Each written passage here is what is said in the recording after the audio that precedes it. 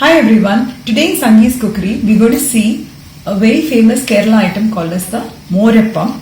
So this can be taken as a snack item. So let's make together the tasty Morappam. So let's look into the following ingredients. For making Morappam, I've soaked 1 cup of raw rice, half cup of chana dal, 2 teaspoons of urad dal and 2 red chilies.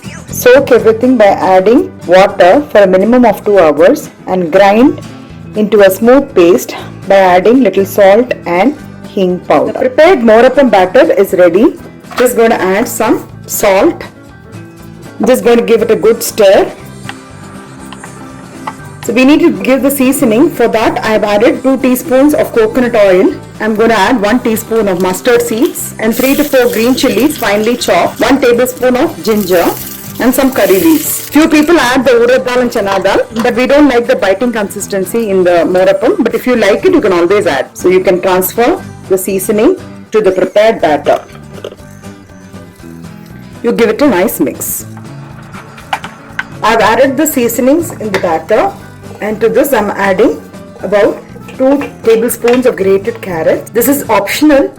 If you want to add any kind of veggies, you can add. You can even add finely chopped carrots. You can even add onions. I've soaked 1 urad appalam in water for about 15 minutes. You can even squeeze the water and add only the appalam. I've actually chopped it into pieces. The raw appalam, which is not fried, I'm adding. This will also add to the consistency of the batter. Give it a nice stir. And this is another optional thing. The idli podi also adds a lot of flavor to the Morappam. I'm adding 1 teaspoon of that. The preparation of the idli podi is given in the description box below and also in the suggested views. Give it a nice mix. I prefer that you give a resting period for at least half an hour so that it will all get absorbed well. I'm also adding 1 ladle of the prepared idli dosa batter.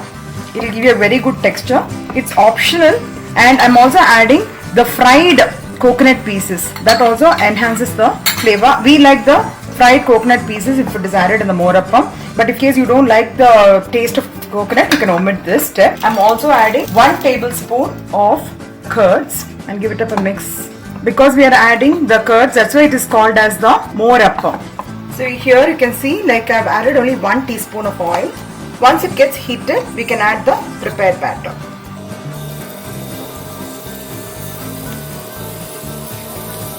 You can keep the flame medium.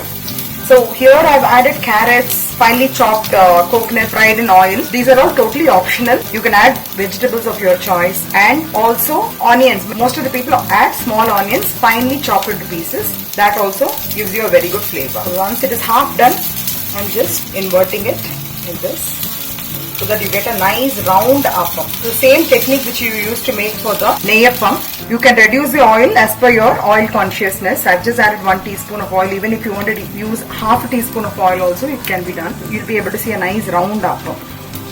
Though I've added very less oil, still you get nice crispy appams. You can see absolutely there is no oil. So that is the advantage of making in a non-stick maker. Many people use iron as well, but in iron you need to add a little more oil.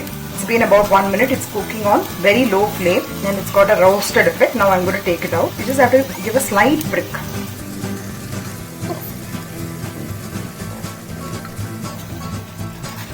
So the very tasty Kerala Morappam is ready, and this goes very well with coconut chutney or with even tomato ketchup. This can be served as a breakfast item or as a snack. You can see a nice crispy layer outside and it is nicely cooked inside. If you see, it's cooked very well inside with all the carrots and other vegetables. So I hope you like this recipe. So please try this recipe and pass on your valuable comments. And if you like it, please do not forget to subscribe to my channel. Thank you and have a wonderful day.